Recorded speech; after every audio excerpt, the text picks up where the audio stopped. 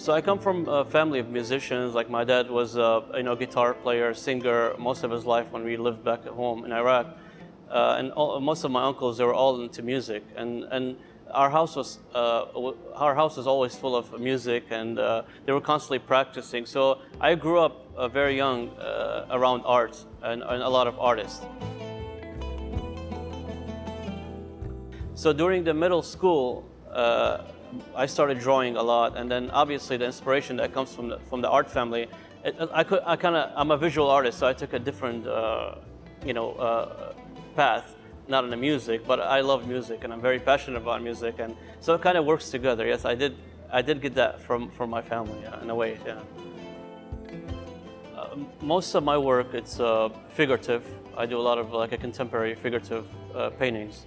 I always love to capture people's emotions, and most of my paintings are storytelling. Even when I'm doing just a simple portrait, it's always trying to capture that person's like in my own view. So I try to bring a little bit of each, a little bit of storytelling, a little bit of things that I kind of see in my own way. So the one with Chanel, it's called The Healing Rose. She is one of my great friends, actually. And she's her faith. She has a very strong faith. She told me the story about her life, and then how she goes to the chapel like almost every single day, and prays to her favorite statue. And she loves Saint Therese. So, and I tried to capture her by her favorite statue, and holding also the rose that she sees in her dream all the time, the yellow rose. And I call her the Healing Rose because the way she helps so many people, in a way she heals people from a lot of things that they go through. She's a wonderful person, so I try to capture that in a painting. My dad introduced me to the history and our culture. Once I saw how great our art was and how it impacted the whole world, right? It gave me this feeling that maybe I should try to sculpt like my ancestor did.